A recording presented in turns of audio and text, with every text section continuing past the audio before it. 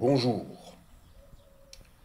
nous sommes le 20 mars 2022, 7 heures du matin, le soleil se lève avec une mer de nuages, il fait frais, c'est la fin de l'hiver, je trouve qu'il fait plus frais dans les îles Canaries maintenant que en fin janvier de la même année. J'ai pris pension pour une semaine dans l'hôtel H10 Lanzarote Princess sur l'île de Lanzarote parce que j'ai été satisfait de mon premier séjour et le deuxième commence bien. C'est un petit matin calme. Les nuages se dissipent, le soleil revient et je vais à pied vers la station de taxi de Playa Blanca de façon à ne pas me fatiguer inutilement sur une grande route droite de 5-6 km et de pouvoir partir en randonnée directement depuis les Salinas de Ranubio. Ce sont des marais salants, les marais salants les plus importants de cette île Lanzarote, les plus anciens. Jadis, 300 personnes étaient employées et aujourd'hui, avec la modernisation, la mécanisation, eh bien, une poignée de travailleurs font tourner la boutique. Le sel, c'est la vie. C'est ce qui permettait de saler les poissons jadis pour les conserver quand il n'y avait pas les chambres froides d'aujourd'hui. J'emprunte une jolie petite route littorale, des bâtiments, restaurants et lieux de vente des produits locaux, à commencer par le sel, la fleur de sel et d'autres produits locaux. Ces marais salants, on ne peut pas, on ne doit pas s'y approcher de trop près et les roches volcaniques enlèvent toute envie de s'approcher, on risque de se tordre les pieds. Donc je reste tranquillement sur la route, une route très peu fréquentée, car un peu plus loin, elle est fermée, avec ce barriérage qui indique n'allez pas plus loin. Seuls les cyclistes passent et les piétons.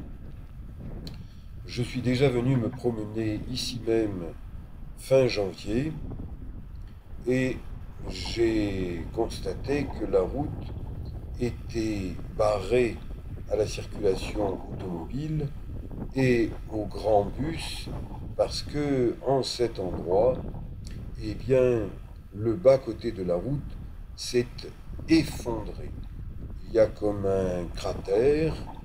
Est-ce l'effet du volcan, du volcanisme? Non, c'est que cette route a été créée tellement près de la mer que la mer, ça attaque les roches. Et compte tenu du passage de ces grands bus pour touristes, eh bien, chaque fois, ça fait des vibrations. Et finalement, la mer a creusé, creusé, creusé, et un trou s'est formé. Donc, la route est temporairement fermée. Peut-être une nouvelle route sera créée en déviation. Et pour l'instant, eh bien, ça fait le bonheur des cyclistes et ça fait le bonheur des marcheurs. Marcher au bord de l'océan Atlantique avec des vagues gigantesques, mais vraiment de très grosses vagues. Et j'ai de la chance, le soleil apparaît au-dessus des nuages, j'observe cette mer blanche qui court, qui vient frapper les falaises, frapper les roches volcaniques. Je fais très attention où je mets les pieds parce que si on ne fait pas attention, on risque de tomber. Et là, si on tombe, eh bien, on tombe à la mer. Et là, les vagues vous réduisent en charpie. Donc, chute interdite. Je marche tranquillement. Je rencontre un groupe de randonneurs, ou plutôt des randonneuses. 5 randonneuses avec un guide, on dirait un macho et son harem. Il faut dire que l'île Lanzarote est à 140 km seulement des côtes du Maroc, où la polygamie a eu ses heures de gloire. Et voilà l'endroit où la route est coupée dans l'autre sens. Vous voyez, à part des cyclistes qui mettent pied à terre, ce ne sont pas les voitures qui passent. Et en plus, il y a des contrôles policiers. J'ai vu plusieurs fois des voitures de police venir inspecter les lieux, ce qui sécurise les touristes. Il y a beaucoup plus de touristes à Lanzarote que d'habitants. Savez-vous que cette île des Canaries a seulement 150 000 habitants et parvient dans les 3 mois de plein été, juin, juillet, août, d'attirer, de gérer efficacement 5 millions de touristes. Je dis bien 5 millions de touristes accueillis, bien accueillis par 150 000 habitants des Canaries de l'île Lanzarote. Et là, eh bien, étant donné qu'il y a beaucoup de vent, souvent du vent, eh bien, des gens ont bâti des petits abris anti-vent sur la plage avec des pierres volcaniques. C'est une plage de sable noir. J'ai marché environ 2 heures, je prends tout mon temps, je ne suis pas pressé. Mais là, eh bien, je profite d'un abri vent, pour faire des petits exercices. Et si vous êtes marcheur, randonneur, eh bien, je vous conseille de faire un peu comme moi. À 71 ans, je prends mon temps, je fais des petits exercices pour m'étirer, allonger les muscles qui ont toujours tendance à se raccourcir quand on les fait travailler. Et marcher, c'est faire travailler ses muscles. Donc, j'ai récupéré en quelques minutes et j'admire cette belle plage de sable noir. Je l'admire en la respectant. Il n'est pas question que je me baigne. Je ne vois d'ailleurs personne se baigner. Il y a simplement un gars avec son surf qui se met à l'eau et qui va au large. Il est courageux, il est jeune. Ça, c'est une remontée d'eau salée à l'intérieur des terres et compte tenu des algues, eh bien, on voit que la marée joue. Je prends un petit sentier, je l'emprunte en direction de la montagne Aurora, la montagne rouge, le volcan rouge. Combien y a-t-il de volcans à Lanzarote? Certains bataillent sur les chiffres. On parle de 333 volcans.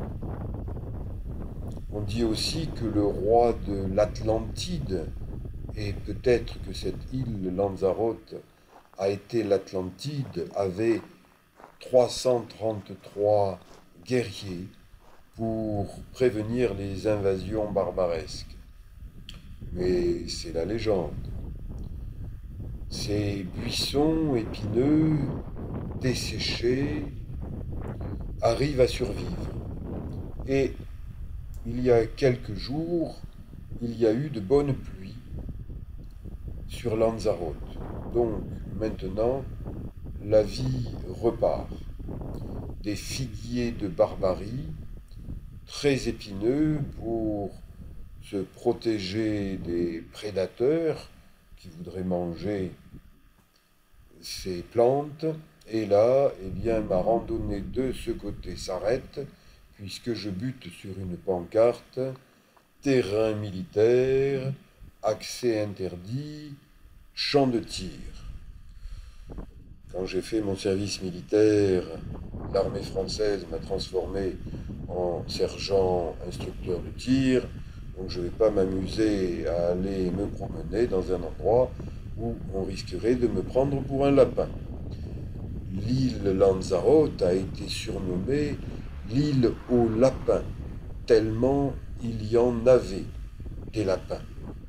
Et puis il y avait aussi des grands chiens, Gran Canis en latin.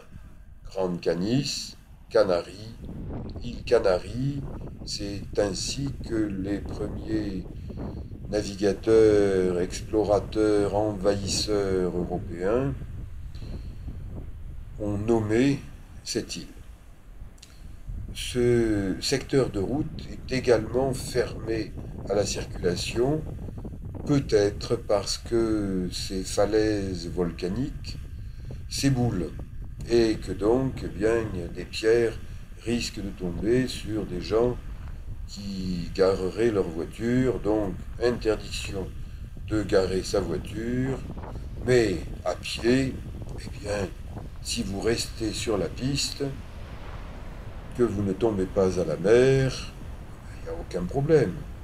J'avais fait cette très belle randonnée en janvier, je la refais, et c'est vraiment le paradis sur Terre, à condition de rester sur Terre, car si vous tombez à la mer, là, c'est l'enfer, et vous ne vous en sortirez probablement pas.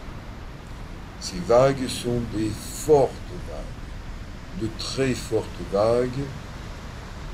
J'arrive sur la plage du volcan El Golfo. Il n'en reste plus que la moitié du volcan El Golfo. Une partie s'est effondrée, a été attaquée tellement fort par l'océan Atlantique qu'il ne reste plus qu'une moitié de volcan et il reste une belle plage déserte. Là encore, j'observe, mais je ne prends pas le risque de me baigner car certaines vagues sont plus fortes que d'autres vagues et risquent d'entraîner un nageur au large. Le lac du volcan Golfo, c'est une remontée d'eau saline par-dessous cette bande de sable et la couleur verte est due à des algues. Roches volcaniques rouges mariées aux roches volcaniques noires. Je m'offre une randonnée superbe, magique, magnifique. C'est tellement beau que je retournerai encore sur cette île Lanzarote. J'arrive sur un petit promontoire rocheux, je fais très attention à ne pas glisser sur les petits cailloux parce que ça dérape. Je jette un coup d'œil au secteur d'où je viens. Vous voyez le volcan Golfo. Et je vous montre en tournant sur place où je vais vers le petit village de pêcheurs El Golfo. La mer est déchaînée, démontée, superbe. La nature est plus forte que les hommes et il n'y a pas un seul bateau en mer. Et bien là, peut-être que quelqu'un a loupé la marche, s'est retrouvé à la mer et s'est noyé. C'est pour ça que ces fleurs artificielles ont été placées. Ça, ce sont des vraies plantes endémiques aux Canaries. Ce petit village de pêcheurs s'est reconverti dans le tourisme. Je vous ai dit, 150 000 habitants sur Lanzarote, accueille en 3 mois environ 5 millions de touristes. Et il y a de plus en plus de Français, comme moi, qui, ne pouvant plus aller dans les îles de Thaïlande, parce que l'administration thaïlandaise est un peu beaucoup tatillonne, et j'attends toujours qu'elle me rembourse mes 3 tests Covid que j'ai dû payer par avance. Bon, j'arrive à la fin de ce village d'El Golfo, au niveau du parc national de Timanfaya, qui permet de découvrir de près, en marchant, sur un sentier littoral de 12 km de long qui vous amène de l'autre côté du parc.